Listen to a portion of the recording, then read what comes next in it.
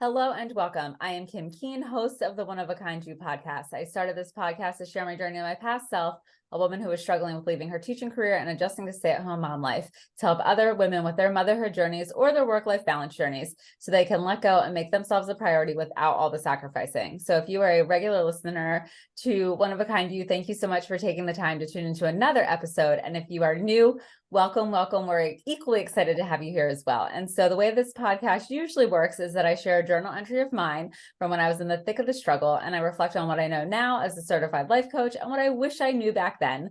But today we are in for a special treat. We have Stephanie with us, and she is going to share what she knows about the Enneagram and human design. And it really started from her own journey when she realized that she hit all the milestones of life. And then she started thinking, like, now what? And so she followed this path of the questions that came up for her, and she started building a foundation of who she really was underneath all of the layers and identities that she had built up over the years. And then once she built that up, she noticed how other women could benefit from her journey. And she started Firefly Scout in a way to help guide them toward remembering their own magic so that they can live a life that lights them up. So thank you, Stephanie, for joining us. Please fill in any of the blanks that I missed in your introduction. Well, what I loved is like we actually have so much of a more similar journey than I realized, because I left my corporate job as well. Like it was more to pursue the business side, but it just wasn't enough. It was something had to change. And so I love that. Like you don't meet many people who took the leap to do that. Yes. Well, I took the leap kicking and screaming. And so I was like the burnt out, jaded public school teacher. And my husband was basically like, you're not going back next year. And I was like, I thought, I'd only been teaching 6 years, and I thought that I would teach until my 90s. And they were going to be like, look, you wrinkly old lady, get out before you die in front of the kids or you break a hip. And I would be like, what? I still have 10 more years in me. I'm going to go until I'm 102. And when that didn't happen, that was devastating for me. So I thought I was having an identity crisis, went to therapy, and then it was like a whole can of worms. Pandora's box was opened from about childhood trauma and all these things. And so it went from identity crisis to healing trauma. So that's my journey in a nutshell. So I didn't leave my job willingly. I left it because my husband was like, you are, and that's the end of it, because you're miserable and nobody wants to be around you. Well, sometimes we need those very direct signs that it is time to do something else. But yeah, I had, mine was not quite so dramatic, but it was definitely like I'd had this on my heart. I had been pursuing the business in the background, and it was just like, I can't be my full self here, even though I work for an amazing company who celebrated all of that, but it wasn't letting me let that soul passion out. And so that's why I had to start the business. And I had my own identity crisis. I'm still going through it of like, who am I today? Because with the 2 kids, and we do a hybrid homeschool. So kudos to you for that, because that's not an easy feat. No, like it's a lot. And it's like an identity too. Like, who am I today? Like, what hat am I literally putting on? From the 8,000, I'm sure you have to choose from. Yes. So it has continued to teach me so much about myself, which is my true passion. Is I want people to know themselves deeply and to be able to use that in their lives, in the big moments and the small everyday moments. And that is why our shared love of like personality tests and like archetyping, it helps us give words to parts of ourselves that maybe we didn't know, or we don't have time to contemplate sitting on a mountaintop to do. And so if we did, it would be amazing. Like if I could, like as an introvert and an Enneagram 9, a highly sensitive person, like all these traits that help me see like aspects of me and helps me understand like why alone time is so important to me, but maybe not to someone else. And it's like I don't even give it to myself a lot of the times when I know this about myself. So that's a whole other layer of like giving yourself what you need and the permission and being the type of person who does truly take care of yourself and like Yeah. worthiness. Like you unpack a lot of stuff, Oh, like yes. you said, when you go through this. But understanding myself through these tests and typing things, it just gives language to stuff and like rabbit holes to kind of explore and pull the thread of yourself and get to like those truths. And then I like to collect those truths and then try to work out like a full vision of you. So it's a never ending journey, I'm sorry to say, but as you get to know yourself better and to keep following that, then you connect with what your soul has to offer. And then you find your magic and you share it with the world. And the world becomes a better place because you are sharing from that wholesome, wholehearted place that the world needs to show up as. Yes, 100%. I feel like you're right, the journey never ends. But I always like to equate it, the more that we learn about ourselves with these different personality types and archetypal tools, before you have that knowledge, it's like you're on the adult roller coaster of life, and the peaks and the valleys are super high, and there are twists and turns, and it goes forwards and backwards, and it's enough to make you nauseous. But when you have all of this information, I always say it's like you get to ride the kiddie coaster. The ebbs and flows are not as high and low. They're more even keeled. And it's fun because you get to enjoy the ride and don't feel like you're going to puke by the time you get off.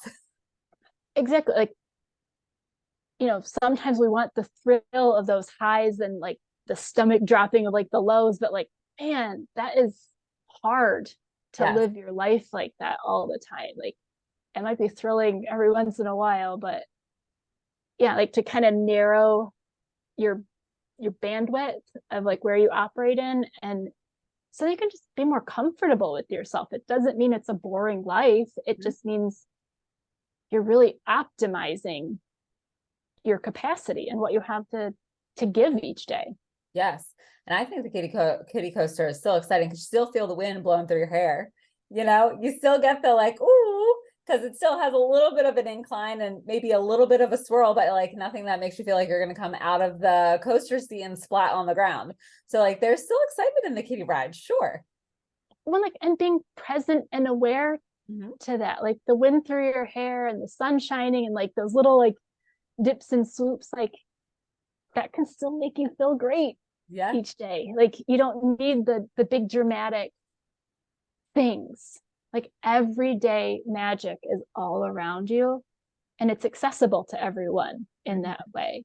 If you're always trying to chase that high, like eventually those highs just don't feel as good because you've like kept maxing out. So yeah, and I think that when we do that, we miss what's right in front of us. And then we get to a certain point and we look back and we're like, oh, I missed that. And then you can't get that back. So I think when we constantly chase that big, huge high, it takes away from the moment. And I think we are filled with more regret and coulda, woulda, shouldas if we didn't, seek that out all the time.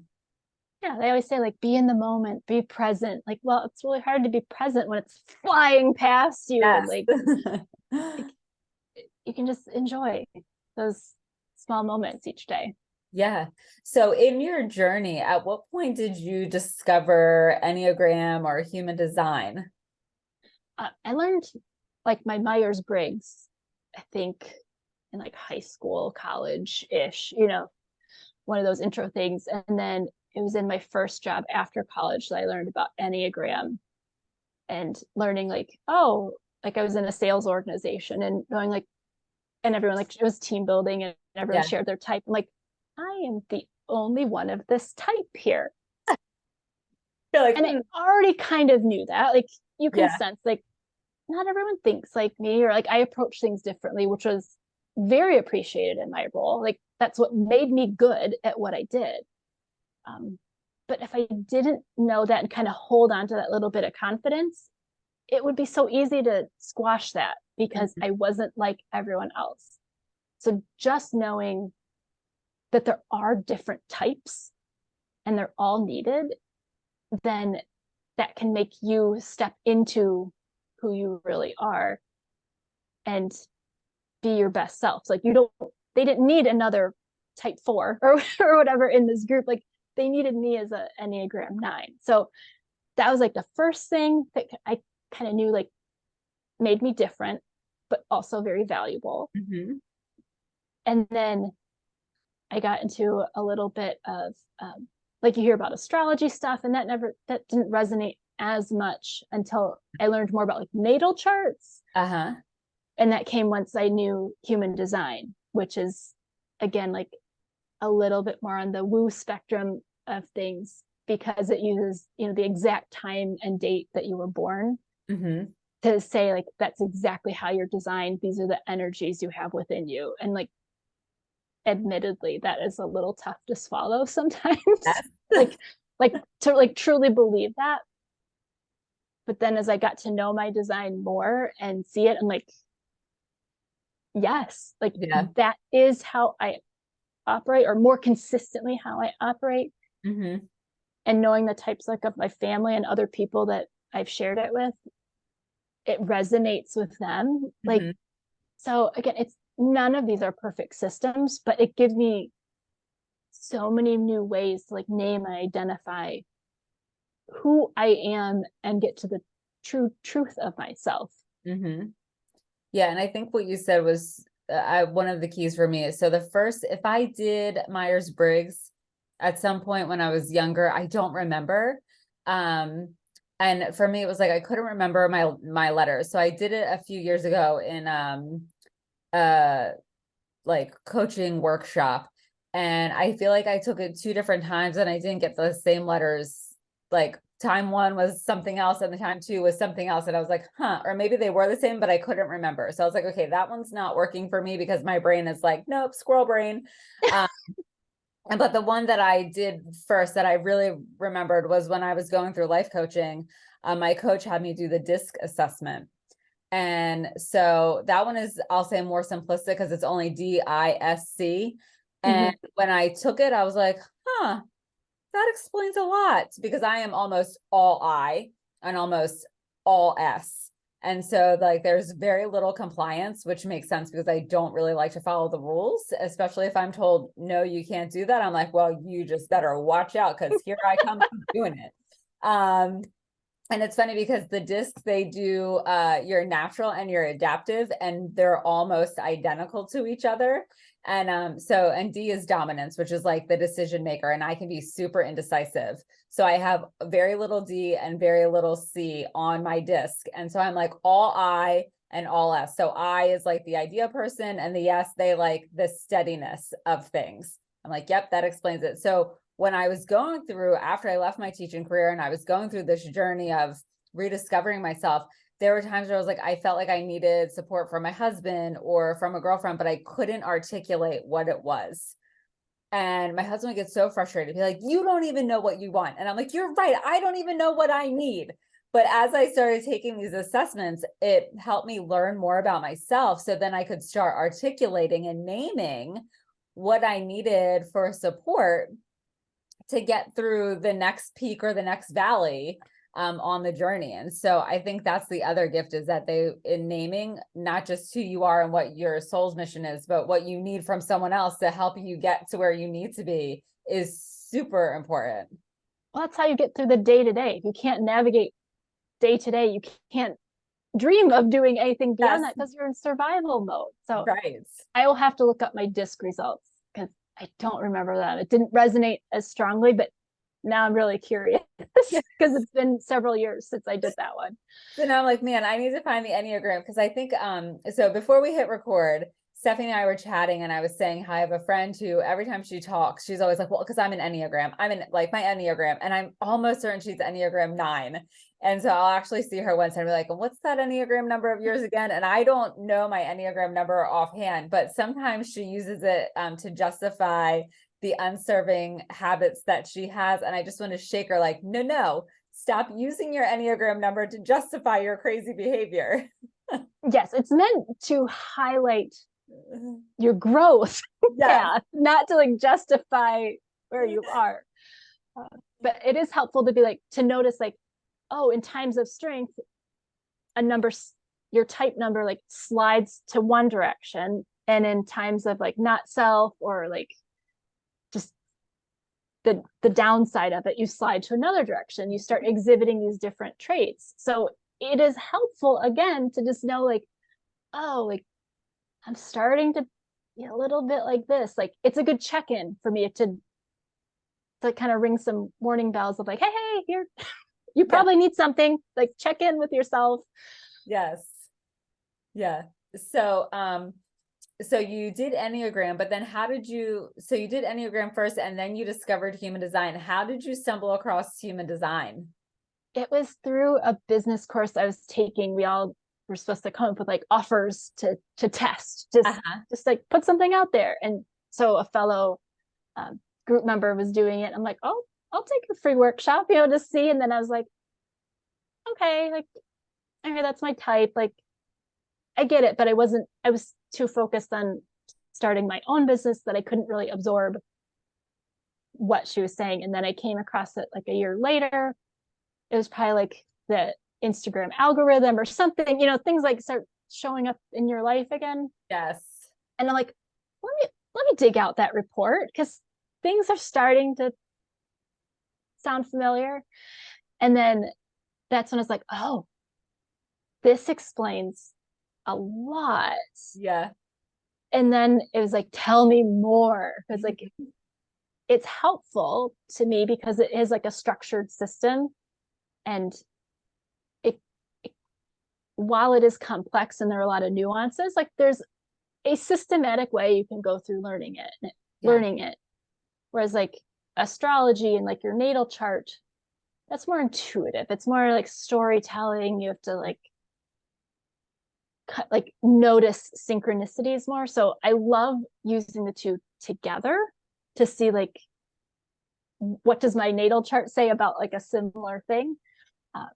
But it is just helpful for me it helps like name like my fears and motivations, much like the Enneagram does, and like your pressures based on what's defined in your chart. And that's always helpful too, to remind myself like, you're feeling something because of this, or like, it just, again, it names it so I can notice it and be like, okay, it is, it's okay that I feel this pressure. It's natural to me to feel it, but also I don't need to make it mine.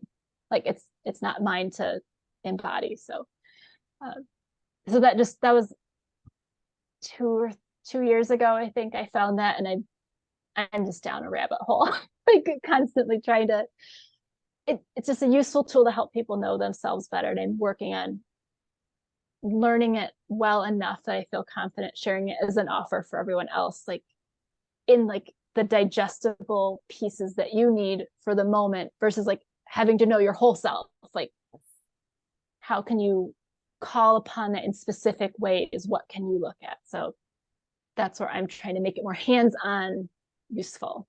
Yeah, I think that's really important because it's funny. It comes when you need it. So I don't remember how I discovered Human Design. I was looking something else up on Google and then Human Design pops up. I was like, take this free test. And I was like, ooh, yes, please. I was like, sure.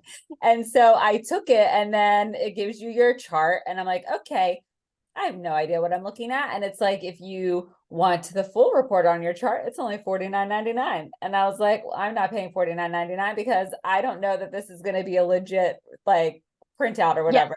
Yeah. Because it was like on the internet. And so I started to go like do some Googling, but I was like, okay, Kim, you have something else that you need to focus on right now. So we're going to put this to the side. And like you, it was maybe a year and a half later, boom, it pops up again. And it kept popping up and popping up and popping up. I'm like, okay, I need to learn more about this. And so the biggest takeaway was that I am not supposed to figure things out with my brain. but I am an overthinker and an overanalyzer, but I am instead am supposed to listen to my gut. It either has to be a heck yes or a heck no. And if it's neither of those, then it should be a heck no. You know, if it's like a maybe feeling, it should probably still be a heck no. And so I know that when I am in my head overthinking things, I need to stop and wait for something to respond to. So that's super helpful for me, because if not, I will spin and spin and spin until you see the smoke come shooting out of my ears. And that's like, it just puts language, like you kind of know that about yourself, but like, oh, like it validates what you kind of know, but couldn't have actually put words to, again, without sitting on the top of a mountain and like reflecting on every part of your life. Right.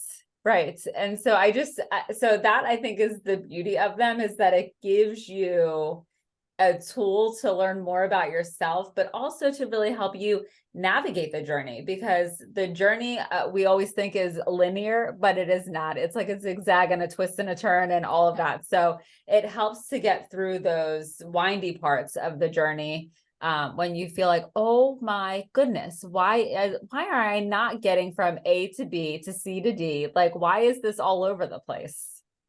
Yeah, it serves as like a grounding point or some bedrock that you can go back to and kind of like bounce ideas off of. And like, I'm fond of saying, I just need some navigational beacons to like keep myself between. And that's, I think, what all of this comes down to, is like, who am I? Like, and what do I need most? And how can I keep giving it to myself and releasing what is not meant for me? Because people will give you tips and stuff. They're like, oh, this totally worked for me, you should try it. And like, yeah, no. But then you feel bad because like it worked for them. Like, why doesn't it work for me? I'm like, well, because of these things I know about myself, that's why. And knowing like there are all these different types and all of these different expressions. So don't feel bad that it didn't work for you. And that's just so permission giving too. It's like, oh, I'm exactly me, and it's helpful that it worked for them, but it maybe isn't what I need. And it's okay to not, pursue it anymore. Yes, I love that, because I think so often we get stuck on the comparison of like what you said, like, oh my gosh, it worked for them. There must be something wrong with me that it didn't work. And then we go farther off path to where we actually want to be for our journey, because then it forces us, we think, oh my God, there's something wrong with me, blah, blah, blah, blah. And then we start Google rabbit holing in the wrong direction, when it gives us, which I love the word that you said, the navigational beacon. I love that. It gives us those beacons, those little lighthouse lights shining in the distance to keep us focused on where we need to go. It's like our North Star. Yeah. Like, it's not the destination, but it illuminates your journey through life. Yeah. And I think it gives us insight too into why we've struggled in the past. And like when you're not yourself, when you're operating from like forced energy or like a thirstiness, I call it. Like, I want to live a juicy life. Ooh, I like that. Like, that's like so tasty and like at the peak of like ripeness, and it's more resilient. If something's juicy, it's like resilient.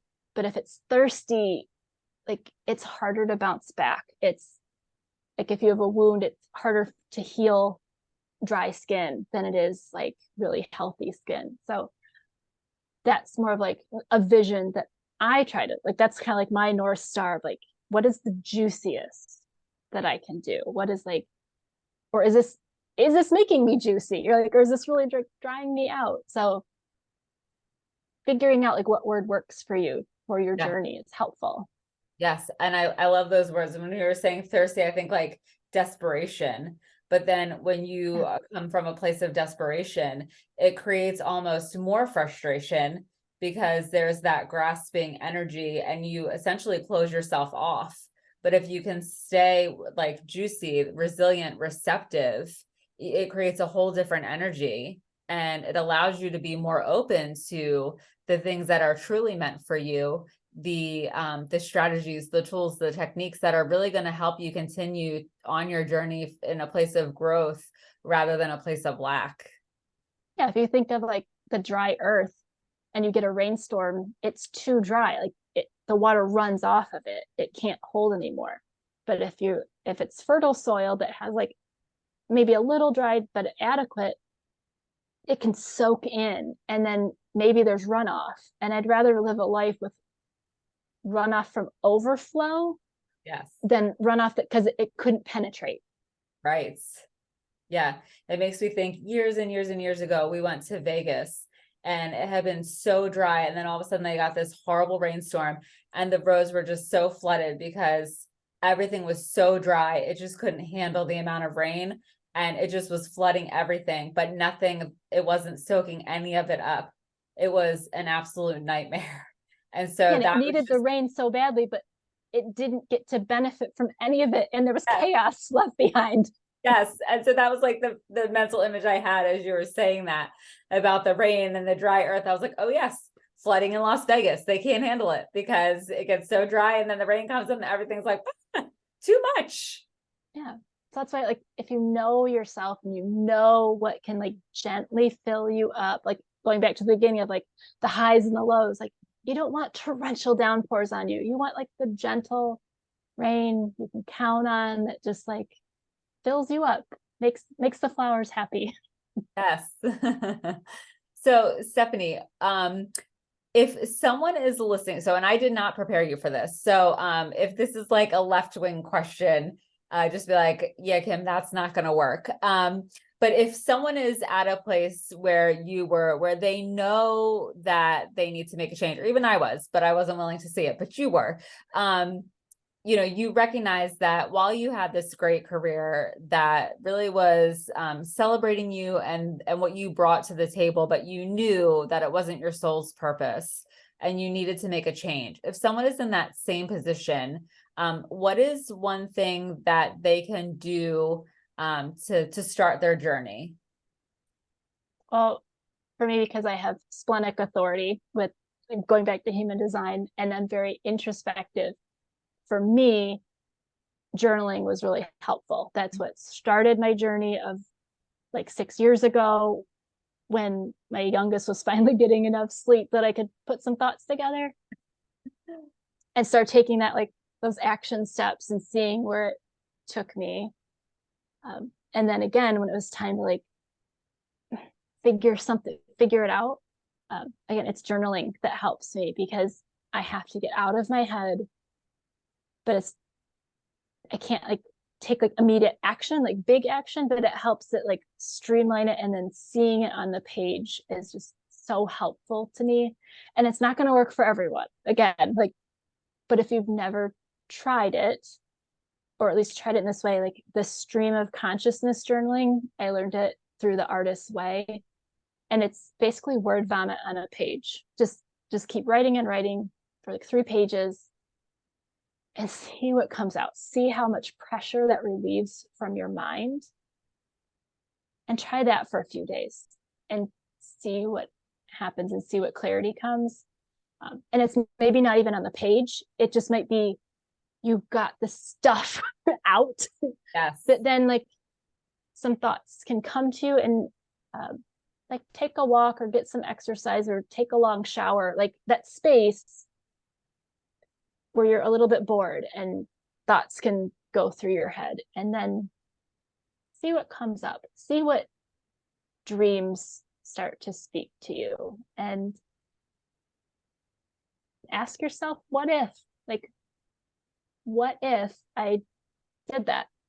Like, you don't have to take any action, but just see how that feels. Like, does it bring up tinglies? Does it bring up like absolute fear?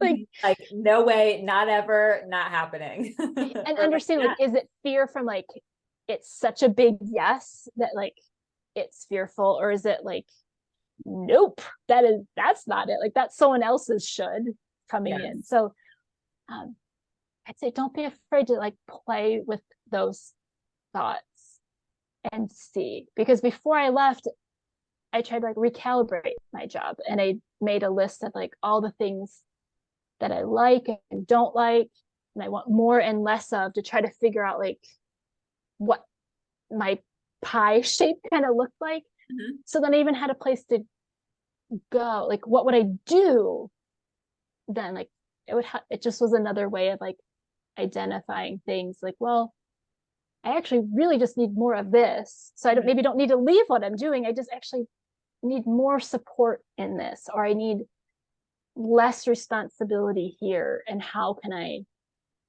navigate that? But again, don't be afraid to dream, but know that it doesn't have to be an all or nothing. I journal about it and I leave tomorrow.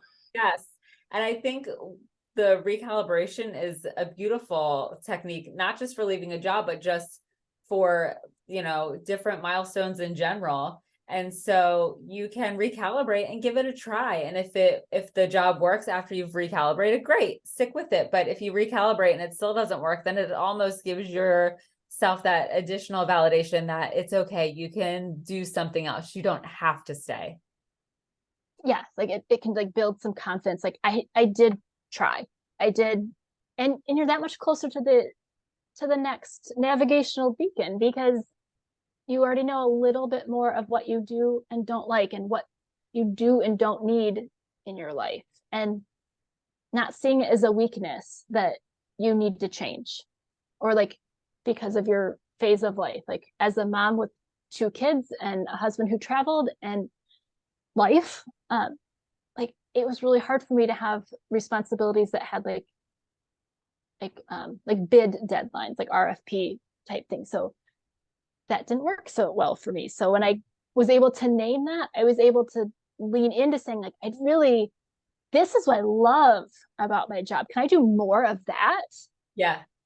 Versus saying like, I'm a mom and my schedule doesn't allow this. I can't do something. I could actually just ask for more of what I wanted to do without even bringing up the stuff that I didn't want to do anymore. Yes. So it's a very solution oriented ask. Like, I'd really love to do more of this. Like, oh, and I actually won't be able to do this as much because I've taken on this other stuff. So Yeah. that's a good way to like start your recalibration. Yes, I love that. And I think too, more than anything, it gives us permission to evolve and to recognize that we don't have to stay the same. Because I think sometimes it feels safe to stay the same. But that can be stagnating. So it's like, it's giving yourself the permission to evolve and see where you grow and what you become.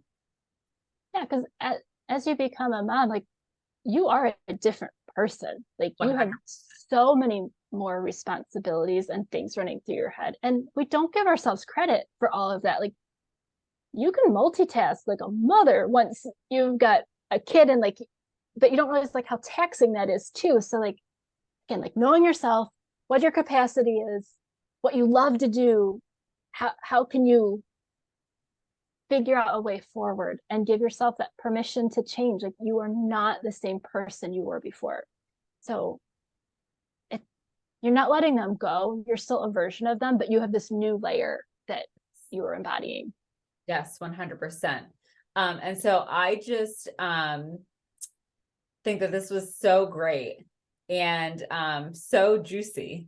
And it's really going to help so many women. So I just wanted to thank you so much for taking the time to join us this evening and to share your journey and to really give other women permission to take the journey, even when it feels maybe a little bit scary. Yeah, just dare to dream. Like, the magic of the Firefly is what inspired the business. Like, that little bit of glow in the darkness and the wishes that you make, running through the summer night. So I just carry that with you and let it inspire your journey. I love it. I love it. So I always get so excited when you start to see the fireflies come out at the tail end of spring and the beginning of summer, because there is just something so magical about them. So one funny story, and then I'll let you go about fireflies. So we live in a very, very, very, very old house. And it's almost 300 years old. And inevitably there are creepy crawlies all over. And so my younger daughter absolutely hates bugs, and we do not have central AC. So in the summertime, we have window units. And this is only so we've been in the house it'll be 2 years in a couple weeks. And so one night she came in to me freaking out. I'm getting ready for bed, and she's like, there's a really scary bug in my room, and I need you to come get it. And I was like, okay. She was like, it's so big and it's green. And I was thinking to myself, like, what in the world could this bug be? A big green bug that is in her bedroom. So I was like, okay, Casey, come on, come show me. And we go in her room. She's like, it won't stop flying around. And I just don't even know if we're going to find it. And I was like, okay, let's go take a look. And we get into her room, and she was like, I turned the light off because I thought if I turned the light off, it would stop flying around. It was a firefly. Oh my gosh. Because I can imagine if you hadn't seen them in like new house feelings, but like no, this was just the summer. Like, we've been in the house for almost years, and it was the summer, and she was freaking out. She was like, get it. And I was like, Casey, seriously, it is a firefly. It is harmless and it's beautiful. Like, look, it's lighting up your room. And then once she realized that it really was not scary, she kind of giggled. And so, we opened the window and let it out. But she came flying in my room so fast because there was this big green bug. And I was like, it's a glowing bug, honey, and it's a lightning bug. And it's not gonna hurt you. Well, it's a metaphor. Like, sometimes we're afraid of our own magic and all of the light that we have within us. So, but once you reveal it, then it's not so scary. Yes. Oh my gosh. I love it. I love it. So that is the perfect way to end this episode. So if you would like to get in touch with Stephanie, all of her contact information is going to be in the show notes. So you don't have to go down the Google rabbit hole. You just got to go to the show notes and do a little clicking, and it'll get you to where you need to be so you can get in touch with Stephanie and check out her website and all that she has to offer. And if you would be so kind to leave a review, I would greatly appreciate it, because I take the time to read all the reviews to ensure that this podcast continues to be a place of support and guidance, and really a one-stop shop for women, because let's face it, ladies, we have got to stick together. So thank you so much for taking the time to tune in. And thank you again, Stephanie, for taking the time to chat. Thanks, Kim.